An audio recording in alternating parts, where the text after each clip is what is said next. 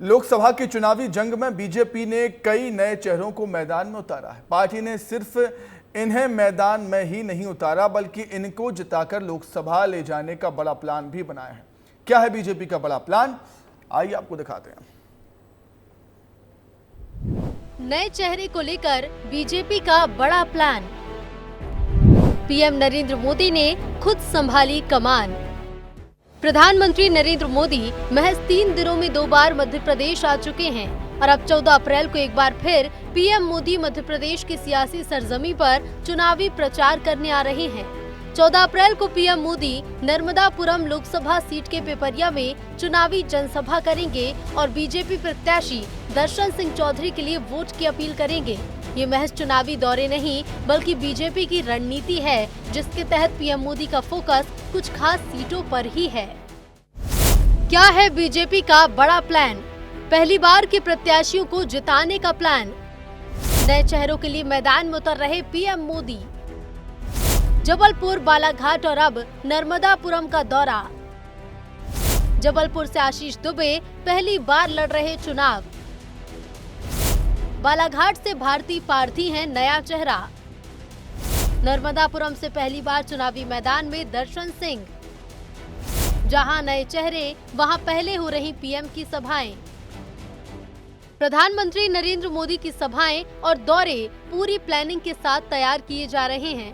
BJP एक seat पर focus कर रही है और सबसे ज्यादा फोकस नए चेहरों पर है जो पहली बार मैदान में हैं और जिन्हें चुनाव लड़ने का ज्यादा अनुभव नहीं है। भारतीय जनता पार्टी हमेशा अपने कार्यकर्ताओं को मौका देती है, हर जगह पर, विधानसभा में भी, लोकसभा में भी, पिछली लोकसभा में भी दिया गया था, क्योंकि भारतीय जनता पार्टी कार्यकर्ता आधारित संगठन है। कार्यकर्ता की बूथ की इकाई मजबूत है। हम अपनी प्रदेश की उपलब्धियों को, केंद्र की उपलब्धियों को जनता तक ले जा रहे हैं। बीजेपी अपनी प्लानिंग के तहत काम कर रही है, लेकिन कांग्रेस इससे इत्तेफाक नहीं रखती। कांग्रेस अपने तरीके से पूरे समीकरण को देख रही है और बीजेपी की प्लानिंग पर तंज कस रही है। देखिए, पहली बार तो यह है कि यदि प्रधानमंत्री जी 400 प्लस का दावा कर रहे हैं तो उनको प्रचार करना ही नहीं चाहिए यदि उनके चेहरे पर वोट मिल रहे हैं लोकतंत्र में, क्योंकि भारतीय जनता पार्टी तो बची ही नहीं है।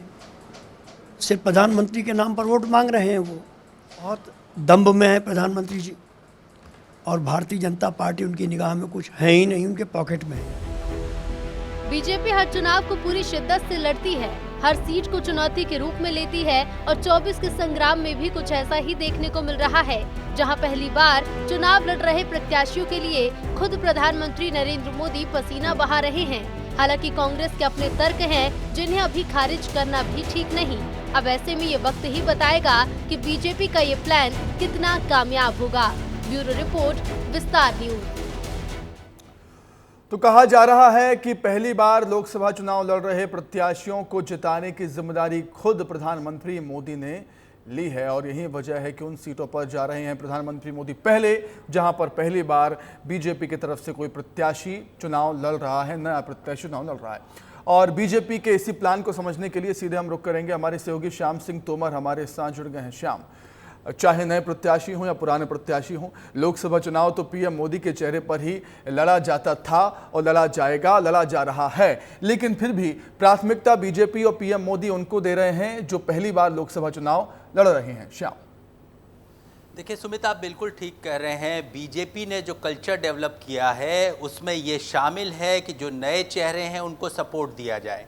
साथ ही ये भी बीजेपी बैठना नहीं चाहती है। बीजेपी ये नहीं चाहती है कि वो आगामी वर्षों के दौरान भी इस कल्चर को लगातार साथ में लेकर चलना चाहती है कि लगातार चुनाव होंगे, चुनावी तैयारी करनी है और साथ में जुटे रहना है। ये ठीक बात है, मोदी का चेहरा है, ये ठीक बात है कि कॉन्फिडेंट है बीजेपी, लेकिन कोर कसर नहीं छोड़ना चाहती बीजेपी। एक दूसरा, जो नए प्रत्याशी हैं, नए चेहरे हैं, उनका भी आत्मविश्वास बढ़ाना चाहती है कि देखिए मोदी आए हैं आपकी सभा में, इसके मायने हैं, तो आप जी जान से जुटे रहिए। आप जो है कोशिश कीजिए कि हर अंतिम व्यक्ति तक आप पहुँचें, सरकार की योजनाएं पहुँचाएं, प्रदेश सरकार की योजनाएं पहुँचाएं, ताकि सीधे वोट बैंक में कन्वर्ट हो।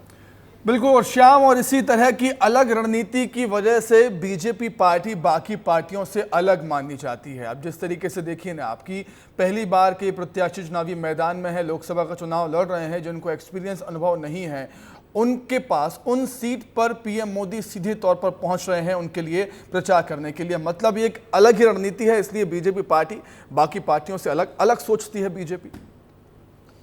जी बिल्कुल, आप ठीक कह रहे हैं कि बीजेपी अलग सोचती है, अलग करती है और उसका जो है असर होता है वो भी अलग होता है। हम लगातार देखते आ रहे हैं कि रणनीतिक रूप से बीजेपी इतना, जिसको शुद्ध हम लोग जो है आम देसी भाषा में कहते हैं मचा देना चाहती है, तो वो मचा देने का ही जो भाव है कि हर जो है कार्यकर्ता को जुटा देना, हर जो है मंडल पन्ना स्तर पर जो है ये भाव जाना कि चुनाव मेरा है, इसको जुटवाने की जिम्मेदारी मेरी है, ये मेरा उम्मीदवार है, ये भाव जो है वो बीजेपी ने पैदा किया है। बिल्कुल ठीक बात की आपने श्याम। जिस तरीके से आपने अभी कहा था कि उन प्रत्याशियों के लिए भी आत्मविश्वास बढ़ेगा, उन प्रत्याशियों का कॉन्फिडेंस बढ़ेगा, उनको बल मिलेगा, कि ऐसा नहीं है, ऐसा नहीं है, ऐसा मत सोचिए आप कि आपको हमने टिकट दे दिया है और बस और चुनाव जिताने की जिम्मेदारी आपकी है। ऐसा नहीं है, हम आपके लिए सोचते हैं, खुद पीएम आ रहे हैं, निश्चित तौर पर उनका आत्मविश्वास बढ़ेगा ही जब पीएम उनकी सीट पर प्रचार करने के लिए आएंगे। श्याम, बिल्कुल ठीक कहा आपने कि ये कहीं ना कहीं मोदी का आत्मविश्वास उनके साथ रहेगा, रहना ही है।